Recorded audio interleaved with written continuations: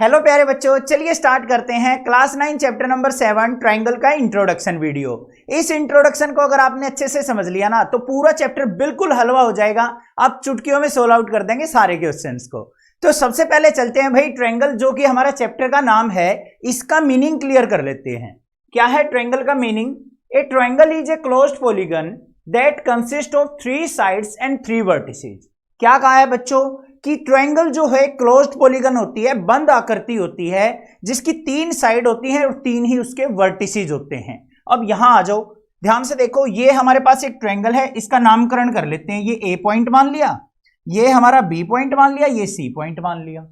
अब इसकी 3 साइड है, एक साइड ये हो गई, एक ये हो गई, एक ये हो गई, और तीनों की तीनों क्या है, आपस में एक क्लोज्ड आकृति बना रही है, मतलब एक बंद आकृति यहां पे फॉर्म कर रही है।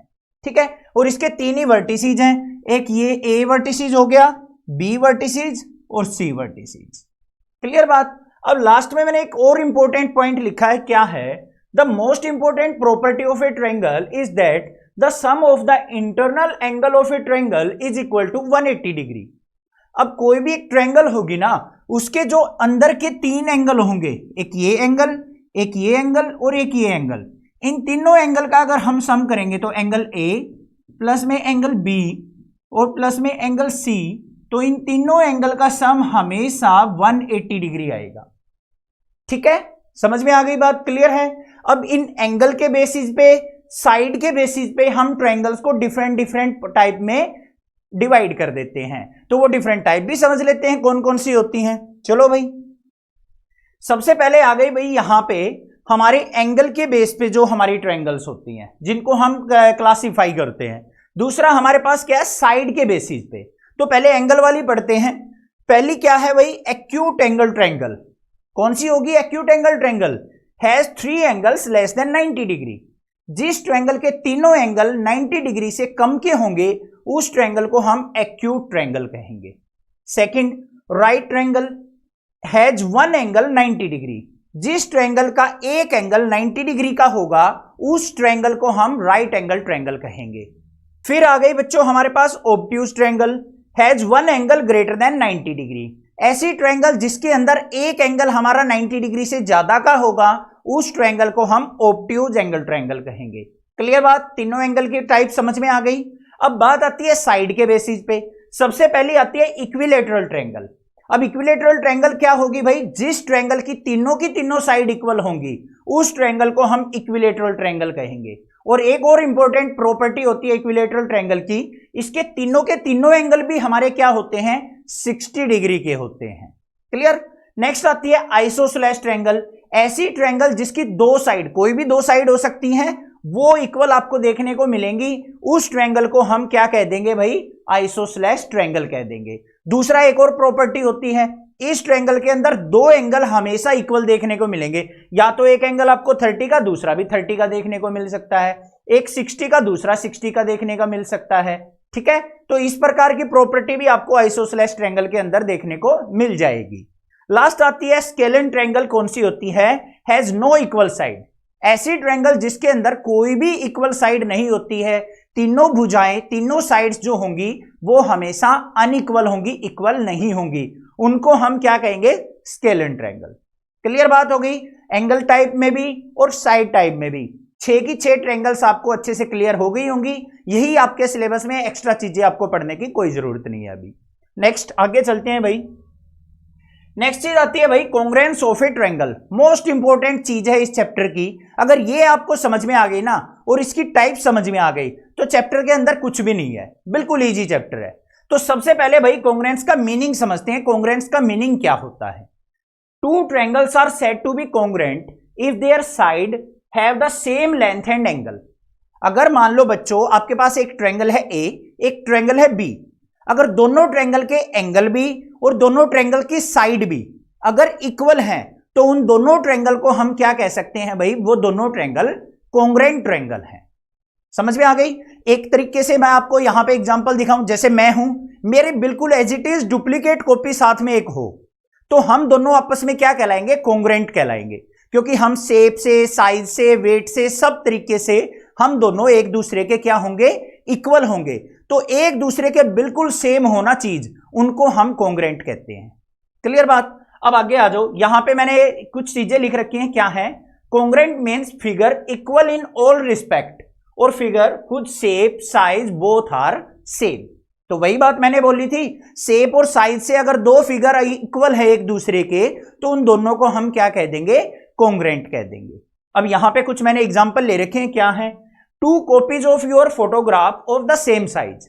अब देख लो, यहां पे इस गुड़िया की मैंने फोटो ली है, इसकी बिल्कुल as it is duplicate copy यहां पे ली है, तो ये दोनों आपस में क्या कहलाएंगे बच्चों? कॉन्ग्रेंट कहलाएंगे। ठीक है। अब मैंने एक तो इसका पासपोर्ट साइज फोटो ले लूं और एक मान लो बड़ा फोटो ले लूं, तो वो कॉन्ग्रेंट नहीं होंगे। लड़की बेशक सेम है, बट साइज जो हो गया फोटो का वो क्या हो गया? डिफरेंट हो गया, तो वो कॉन्ग्रेंट नहीं होंगे। समझ में आ गई बात? क्लियर है? और देख लो, 2 ATM cards issued by the same bank are identical. अब एक ही बैंक द्वारा 2 कार्ड इश्यू किए जाएं, मान लो आपके पास घर में क्या है? फादर मदर है, दोनों के पास ATM कार्ड है, दोनों का मान लो HDFC या स्टेट बैंक ऑफ इंडिया में आपका बैंक अकाउंट है, मम्मी का और पापा का, और दोनों को सेम ATM कार्ड इश्यू किए गए हैं, तो दोनों के दोनों बिल्कुल सेम होंगे। लेंथ भी, विड्थ भी उनकी सेम होगी, वेट भी इक्वल होगा, शेप साइज सब कुछ इक्वल होगा, तो वो दोनों के दोनों कार्ड क्या कहलाएंगे बच्चों? कॉन्ग्रेंट कहलाएंगे। क्लियर। अब मान लो आपके पास क्या है? आपके पापा के पास HDFC का कार्ड है, मम्मी के पास मान लिया SBI का है। अब डिफरेंट डिफरेंट कार्ड हो गए तो उनकी डायमेंशन भी अलग हो सकती हैं, तो इस प्रकार की चीजें हमारी क्या कहलाएंगी? कॉन्ग्रेंट नहीं कहलाएंगी। एग्जाम्पल देख लो, ये दोनों SBI के कार्ड हैं, दोनों कॉन्ग्रेंट हैं। ये SBI का, ये किसी अदर बैंक का है, खाली बैंक लिखा हुआ है इस पे, तो ये दोनों कार्ड क्या कहलाएंगे? कॉन्ग्रेंट नहीं है, बल्कि ये दोनों कार्ड क्या कहलाएंगे? हमारे कॉन्ग्रेंट हैं। समझ में आ गई बात? अब ये कॉन्ग्रेंसी जो होती है बच्चों, वो हमारी डिफरेंट डिफरेंट टाइप से प्रूव की जाती है ट्रायंगल्स के अंदर, वो सीखेंगे। अब यहां पे देखो, मैंने एक एग्जांपल भी लिया है, ट्रायंगल ABC, दूसरा ट्रायंगल PQR। अब ट्रायंगल चैप्टर है हमारा, तो ट्रायंगल के अंदर ही पढ़ेंगे ना कॉन्ग्रेंसी को। अब हमने तो अपने शेप साइज से एग्जांपल ले लिए, यहां पे आ जाओ। इस ट्रायंगल के अंदर ध्यान से देखो बच्चों, जो ये A एंगल है वो किसके इक्वल है? P के। जो B एंगल है वो किसके इक्वल है? Q के। C एंगल किसके है? R के। अब इन साइड पे आ जाओ, AB साइड हमारी PQ के इक्वल है, AC साइड हमारी PR के इक्वल है, और BC साइड हमारी क्या है? QR के इक्वल है। अब यहां पे आपको दिखाई दे रहा होगा, यहां पे मैंने एक डैश लगा रखा है, तो हमें इस शेप के अंदर भी देखना पड़ेगा एक डैश कौन सी साइड पे है, वही साइड हमारी इक्वल होंगी। यहां पे 2 डैश है तो यहां पे भी 2 डैश है, तो ये दोनों साइड राइट वाली इक्वल है। यहां पे 3 डैश है, यहां पे 3 डैश है, तो ये नीचे वाली साइड से इक्वल है। ऐसा ही हमारा एंगल में होता है, यहां पे मैंने एक कर्व लिया है, यहां पे 2 कर्व, यहां पे 3 कर्व। इस प्रकार से अगर मैं कोई क्वेश्चन के अंदर भी नोटेशन करूंगा ना, तो समझ जाना है कि कौन सी साइड किसके इक्वल है और कौन सा एंगल किसके इक्वल है। कंसेप्ट क्लियर यहां तक? आगे चलें, कॉन्ग्रेंसी के रूल सीखें। चलो भाई, सबसे पहला भाई यहां पे देखेंगे हम कॉन्ग्रेंसी रूल से पहले, अब कॉन्ग्रेंट फिगर्स को लिखा कैसे जाता है। ये ट्रायंगल और ये ट्रायंगल अगर मान लो हमारी कॉन्ग्रेंट हैं, तो हम इनको लिखेंगे कैसे? देखो यहां पे ये ट्रायंगल क्या है? ट्रायंगल ABC, और ये ट्रायंगल क्या है? PQR। अब इनको कॉन्ग्रेंट लिखने का क्या सिंबल होता है बच्चों? इस प्रकार से आपको पहले तो इक्वल लगाना है और उसके ऊपर लेटा हुआ इस प्रकार से S बना देना है, S टाइप का एक सिंबल बना देना है। तो ये हमारा तरीका होता है किसी भी 2 शेप को या किसी 2 ट्रायंगल्स को कॉन्ग्रेंट दिखाने का। अब मान लो यहां पे बच्चों AB साइड हमारी PQ के इक्वल थी, तो मैंने AB आगे लिखी है, यहां पे भी PQ आगे लिखी है। फिर हमारी BC साइड देखो कहां पे है? पीछे, तो BC किसके इक्वल है? QR के, तो QR भी पीछे लिखा है। अब यहां पे देखो AC साइड जो है PR के इक्वल है, A आगे है, C पीछे है, तो यहां भी P आगे होगा, R पीछे होगा। अब ये कंफ्यूजिंग चीज नहीं है, देखो क्या मतलब है इसका।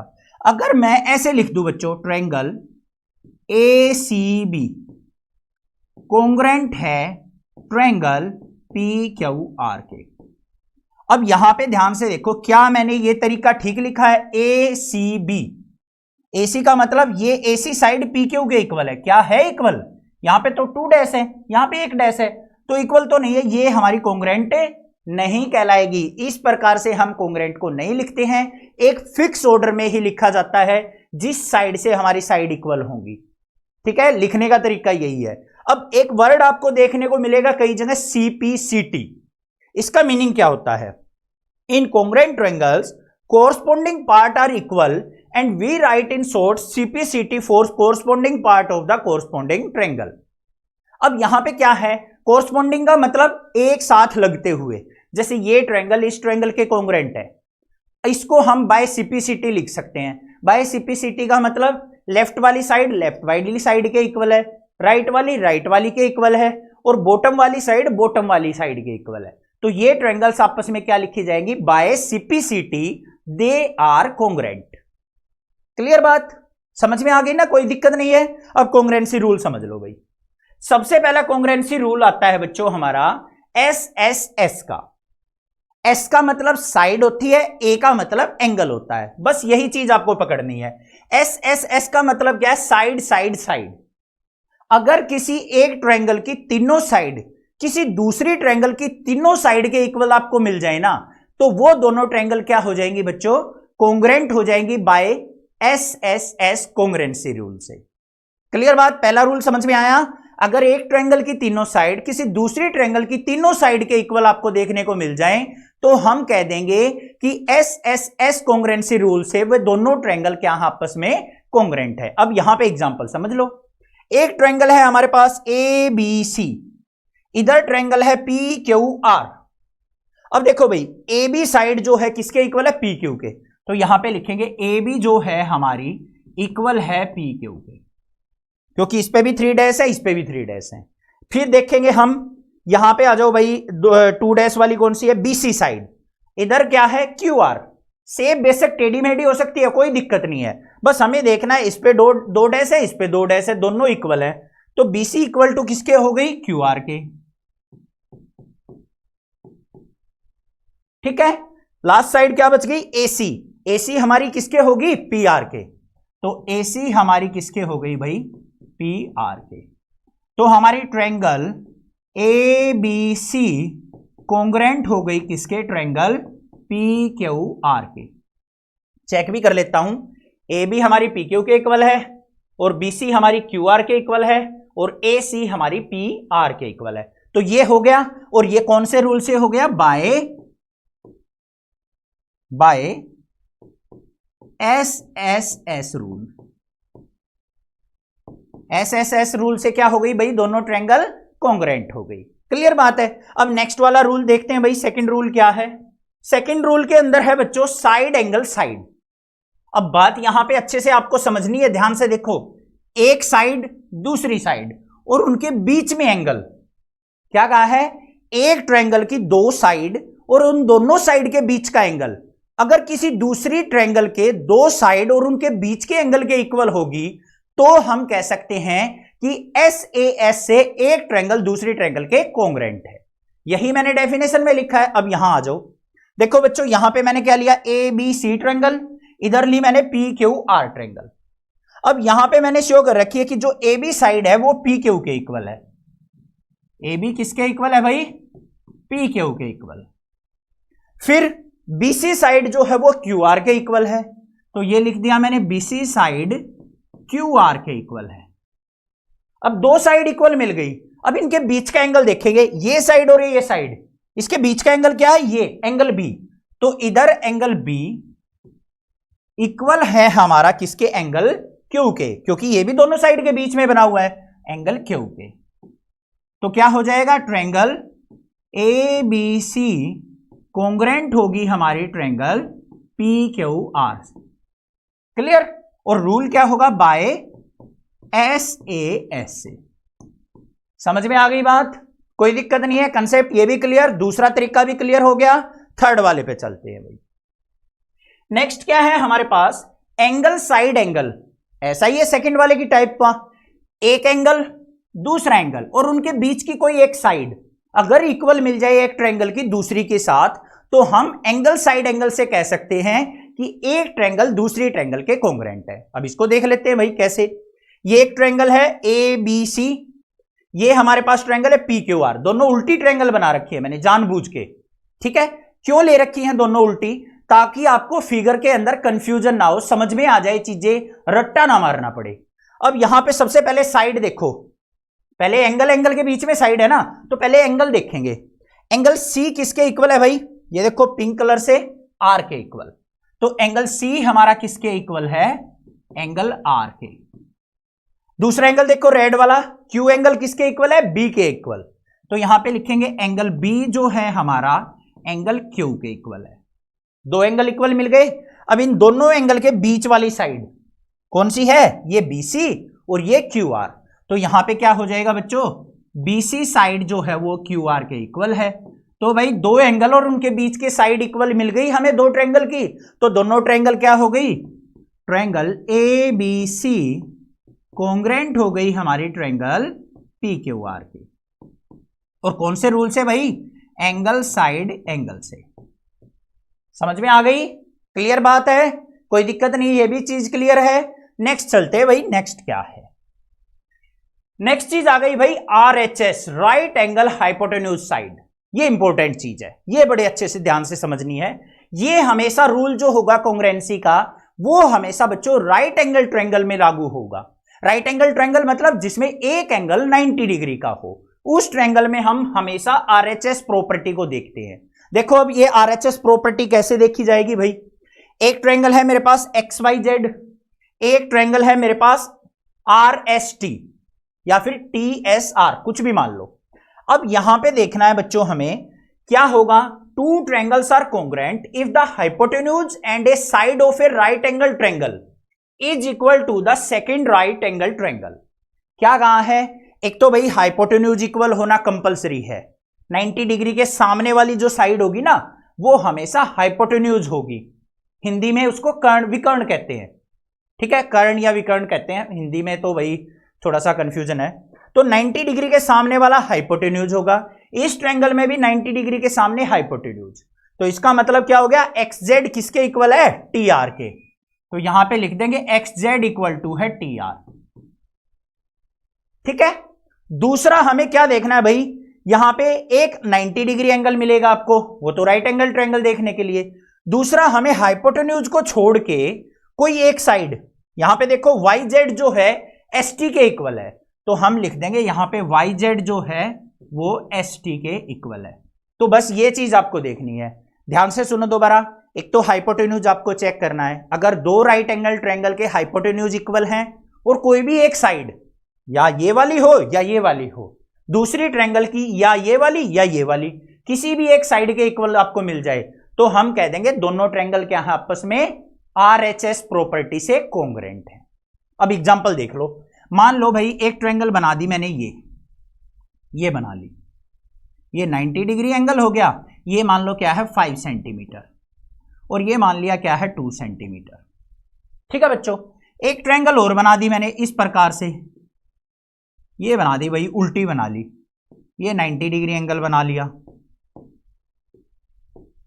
इस 90 डिग्री के सामने वाली ये 5 सेंटीमीटर मिल गई, और मान लो ये हमारी क्या है 2 सेंटीमीटर। ध्यान से देखो, 90 डिग्री के सामने हाइपोटेन्यूज, 90 डिग्री के सामने हाइपोटेन्यूज इक्वल है, एक साइड 2 सेंटीमीटर, ये साइड भी 2 सेंटीमीटर, तो दोनों ट्रायंगल क्या हो गई, by RHS property they are congruent. Clear, कोई दिक्कत नहीं है, समझ में आ गया इतना, आगे चलें, चलो भाई। नेक्स्ट जो आ गया, मोस्ट इंपॉर्टेंट चीज आ गई भाई ये इस चैप्टर की, ये 2 पॉइंट है, इन्हीं से हमारी थ्योरम भी चलेंगी। क्या है, सबसे पहले देखो थ्योरम 7.2 क्या कहती है, angles opposite to equal sides of an isosceles triangle are equal. क्या कहा है, ध्यान से देखो, angle opposite to equal side, अगर मान लो आपके पास कोई आइसोसेलेस ट्रायंगल है, आइसोसेलेस ट्रायंगल बन गई भाई, मान लो ये वाली आइसोसेलेस ट्रायंगल कौन सी होती है बच्चों, जिसकी दो साइड इक्वल होती है। मान लो ये साइड और ये साइड हमारी क्या है, इक्वल। ये मान लो 3 सेंटीमीटर है, तो ये भी हमारी क्या है 3 सेंटीमीटर। तो उसने पहली प्रॉपर्टी में क्या कहा है कि अगर दो साइड आपकी किसी ट्रायंगल की इक्वल हैं, तो उनके सामने वाले एंगल, इस साइड के सामने वाला एंगल ये और इस साइड के सामने वाला एंगल ये दोनों एंगल हमेशा क्या होंगे, इक्वल होंगे। इसका नामकरण कर लेते हैं, ये ए मान लिया, ये बी मान लिया, ये सी मान लिया, तो यहां पे क्या हो जाएगा, एंगल बी इक्वल होगा हमेशा एंगल सी के। अब यहां देखो ध्यान से, ट्रायंगल एबीसी थी, ये और ये साइड इक्वल है, तो इस साइड के सामने एंगल बी, इस साइड के सामने एंगल सी, तो बी और सी एंगल दोनों क्या होंगे, हमेशा इक्वल होंगे। ये थी प्रॉपर्टी हमारी 7.2, समझ में आ गई। साइड इक्वल है तो उनके सामने वाले एंगल इक्वल होंगे, ये बात है। आगे देखो 7.3 क्या कहती है, अगर एंगल इक्वल हैं दो, कोई भी दो एंगल इक्वल हैं किसी ट्रायंगल में, तो उनके सामने वाली साइड भी हमेशा क्या होंगी, इक्वल होंगी। तो दोनों प्रॉपर्टी क्या है, वाइस वर्सा, एक दूसरे की अपोजिट है। एक में क्या कह रहा है, दोबारा ध्यान से समझो, अगर मान लो बच्चों दो साइड आपकी इक्वल हैं ट्रायंगल की, तो उन दोनों साइड के सामने वाले एंगल हमेशा इक्वल होंगे अपने आप ही, ठीक है। अगर मान लो दूसरी प्रॉपर्टी में क्या कहा है, अगर मान लो किसी ट्रायंगल के दो एंगल इक्वल हैं, तो उनके सामने वाली साइड भी हमेशा क्या होंगी, इक्वल होंगी। क्लियर हो गई बात, समझ में आ गई सारे की सारी बातें। यही था बस इस चैप्टर के अंदर, और कुछ भी नहीं है। सारे के सारे क्वेश्चन बिल्कुल हलवा नजर आएंगे, ये मेरी गारंटी है। अब बस चैनल को सब्सक्राइब, वीडियो को लाइक ज्यादा किया करो और अपने फ्रेंड्स में शेयर कर दिया करो। Thank you students, love you students for your support. Thank you students.